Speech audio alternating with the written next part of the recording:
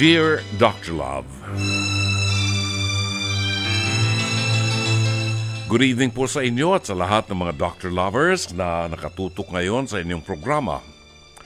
Dr. Love, may pagkakamali po ako nagawa at kayo lang po ang naiisip kong pwede kong pagsabihan at magiging matapat sa pagpapayo sa akin. Ako po si Jamie, taga Sampaloc, Manila, at ako po ay 30 anyos na. Mayroon po akong kinakasama. Nakaplano pa lamang po kaming magpakasal next year. Kaya nga lamang po, hindi ko alam kung matutuloy pa dahil nga po sa pinagdadaanan namin ngayon at wala pa po kaming anak. Noong nakaraang buwan, Dr. Love, may nadiskubre po ako sa kinakasama ko. Nalaman ko pong mayroon silang relasyon ng kanyang katrabaho at magdadalawang buwan na pala sila. Kaya pala naman noon, iba na talaga ang tingin ko sa babaeng yun sa tuwing makikita kong ngingiti o titingin sa aking kinakasama. May mali siya. Sabi nga sa face-to-face, something is fishy. Ayon.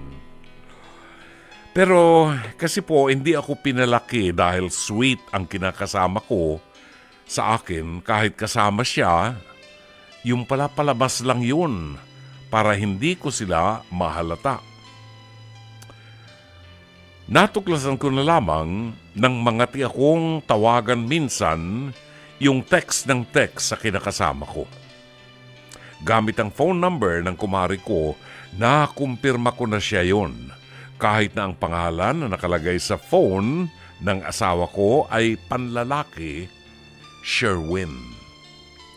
Sobra po akong nasaktan, Dr. Love, pero pumayag naman po akong maayos kami.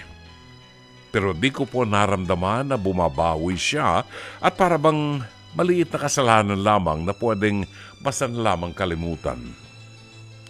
Sa sobrang hindi ako makamove on sa nangyari nitong nakaraan, ako naman po nakagawa ng pagkakamali. Hindi ko po talaga intensyong gumante, pero hindi ko alam kung paano ko po nagawa. Nito ko na lamang po naisip kung gusto ko lang ba talagang gumante o baka naman nawala ang pagmamahal ko sa kinakasama ko matapos ang pagtataksil niya sa akin, nagawa ko yun. Dr. Love, napapatol po ako sa katrabaho ko rin. Sa totoo lang, matagal na po akong nilalapit-lapitan noon. Gawa ng may kinakasama nga po ako, hindi ko po pinapansin ang lalaking yun at iniiwasan ko. Pero buhat na magkaroon ng kasalanan ng kinakasama ko, hindi ko napapansin. Unti-unti ko na pala siyang nabibigyan ng pagkakataong mapalapit sa akin hanggang nangyari ang hindi inaasahan, Dr. Love. Oh, my gulay. My gulay. May nangyari na hindi inaasahan? Yung isang gabi na yon, sobrang ginugulo ang isip ko. Hindi pa po alam ng asawa ko pero gabi-gabi po inuusig ako ng konsyensya ko. Ano po bang gagawin ko?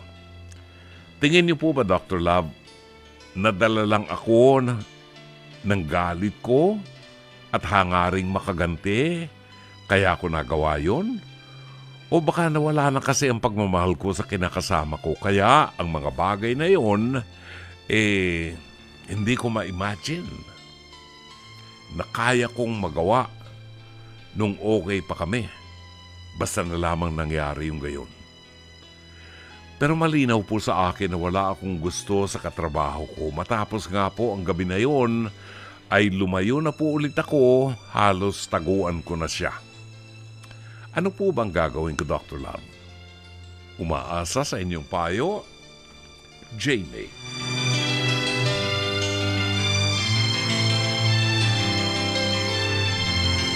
Maraming salamat, Jamie. Ay, tayo wag maglokohan, ha? Kasi yan ang napapala. Wag muna kasi masyadong parang childish tayo. Ayan, ewan ko ba? Siguro, kung babalikan natin, itong mga live-in na ito, hindi lang ngayon, nung araw pa yan, baka panahon pa ng nanay ko. Baka may live-in. Pero tabu.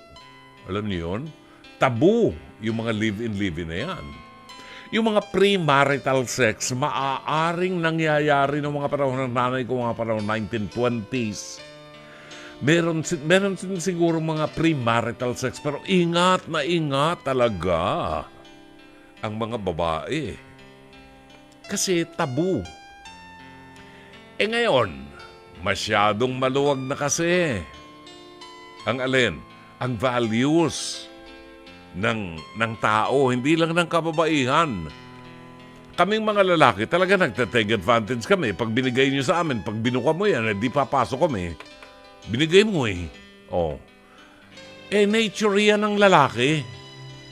Pag may nakitang butas, papasukin. So yung values na aapektuhan na. Bakit ko nasabi? Kasi, alam nyo sa face-to-face, lahat halos ng na-encounter naming may problema, magka-live-in. At hindi mga bata ha, mga matatanda na ito, mga tinamaan ng kulog na ito. Magka-live-in. Pagkatapos, hahanapan mong maging tapat sa'yo, ayun nga ang kasal nga, nagkakaloko-loko buhay eh. Di ba? So, yung values, parang napakadali na ibaba ang panty ng babae ngayon kesa nung araw, nung panahon namin. Gumagastos pa kami nung araw. Talagang nagpapa-impress pa kami. Kawawa tuloy yung mga bata na illegitimate ang mga bata. Kaya dun sa face-to-face, itong aming anniversary special, meron kaming napili na 4 na couples na nagli-live-in who are willing to get married. At pinaalalahan namin talaga ang buhay ng mag-asawa at ang commitment nila sa isa't isa.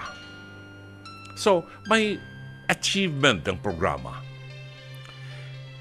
Bakit ba nakikipag-live-in ng babae? Ito ba'y dahilan sa nawawalan siya ng respeto sa kanyang pagkababae, sa dignidad ng kanyang pagkababae? O hindi lang siya makapigil talagang init na at gusto ko matikman yung katawan mo, kambing ka. Kuneo ka, kabayo. Di ba? Andali. Di ba? Now, magli-live-in. Pagkatapos, 6 na taon nang nagli-live-in, tatanungin pa ng babae yung asawa niya, bakit yung ka-live-in niya, ba't hindi mo ko pinapakasalan? May plano ko bang pakasalan ako?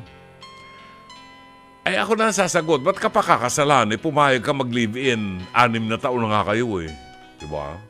Ba't papakasalan? Pag pinakasalan ka, pasalamat ka. Okay. So ngayon, alam mo kasi, pangalan nito, Jamie, hindi porke ikaw ay kasal, ligtas na kayo sa ganyang bagay. Doon sa pagiging kasal ninyo, ang problema doon kasi merong basbas ng Diyos at may batas sa ating lipunan na nagpoprotekta sa mga babae na nagiging asawa ng lalaki. May mga benepisyo kayo na maaari niyong makuha dahilan kayo ang lehitimong asawa. Meron kayong mga proteksyon na matatanggap sa ating lipunan kung bakit ikinakasal. Pero hindi porke ikinasal kayo, garantiya na yan na hindi na magloloko ang asawa mo.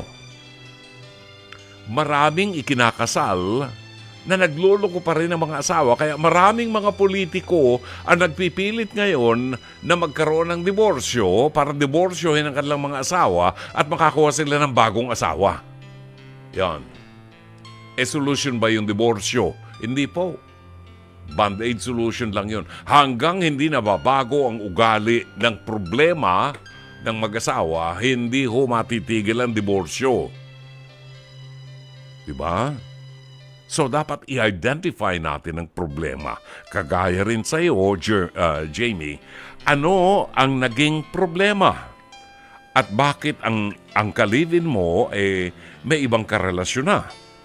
So, kung sa palagay mo ay hindi seryoso ang kalivin mo, then you need to make a decision. Hanggang maaga at wala pa kayong anak. Kung ganun lang sa kanya yan, parang napakadali para sa kanya, ikaw na mag-isip kasi ikaw ang nasa losing end. Ikaw ang babae.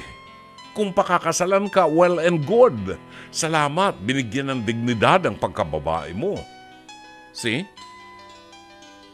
Now, ang tanong nga ito, ikaw naman, Jamie, parang bata din. Huwag mong ikatwiran sa akin na isang aksidente lamang ang nangyari sa inyo na nag-one night stand kayo. Huwag po. At hindi ko bibilin.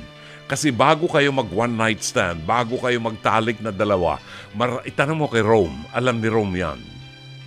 Bago kayo magtalik na dalawa, ang isang babae at ang isang lalaki, meron pang mahabang panahon ng pagpapainit yan. Kasi ang babae hindi yan parang switch ng ilaw na pag inon mo mainit na kaagad. Hindi, unti-untiin mo yan. May pahalik-halik ka dyan sa punong tenga, may pahalik ka sa leeg, sa dibdib. Matagal yan. Bago pa mahubad yung panty, alam mo yun na ikay nagkakasala at gumagawa ng pagtataksil sa iyong karelasyon. Nangyari sapagkat pinayagan mo din. Whatever it is, pinayagan mo din, ginusto mo rin.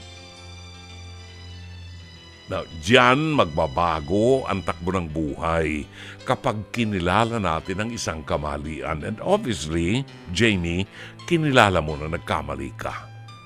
Kasi, pag magkatabi kayo ng kalivin mo, parang nandidiri ka sa katawan mo, parang nadudumihan ka sa katawan mo. Di ba? That's alright. Nagkamali ka, nagkakamali ang tao. Patawarin mo ang sarili mo, but then, kailangan meron kang direksyon. Alamin mo ano ang pangarap mo sa buhay mo. Uulitin mo pa ba ang bagay na ito? Kung nagkamali ka, ikaw ang unang magpatawad sa iyong sarili and move on. Alamin kung ano ang problema ninyong dalawa. May problema kayo. Kung ang iyong karelasyon ay hindi na seryoso, ay sige, maghiwalay na kayo. After all, ay nako, kaawa-awa ka. Nagpanggap kang nanay, nagpanggap kang asawa, pero hindi ka naman talaga asawa. Magsilbing aral na lamang yan. Kung hindi siya seryoso sa iyo, sakit ng ulo yan, Jamie. If you will keep him. Kung ayaw niya sa iyo at gusto niya doon sa bago niyang syota, ang totoo niyan talaga, pag may bagong syota, mas excited doon So, let him go. At ikaw, ituwid mo ang buhay mo at kung may lumigaw sa iyo, alamin mo kung talagang seryoso siya. Take your time, huwag ka magmadali at huwag nang mag-live-in kasi baka mabuntis ka. Pagpasalamat mo, hindi ka pa nabubuntis. So, to sum it all up, aminin mo ang pagkakasalang nagawa mo sa iyong sarili at sumumpa na hindi na muling gagawin ang bagay na ito. Patawarin mo ang iyong sarili at tingnan sa mas malayong perspective ang inyong relasyon. Kung ito bang relasyon na ito ay karapat-dapat pang iligtas. Kung karapat-dapat iligtas, huwag na kayong mangarap pa. Magpakasal kayo para ikaw na babae may karapatan sa mata ng batas ng sibil at sa batas ng ating simbahan. Sana'y natulungan ka ng palatuntunang ito. As always, Dr. Love.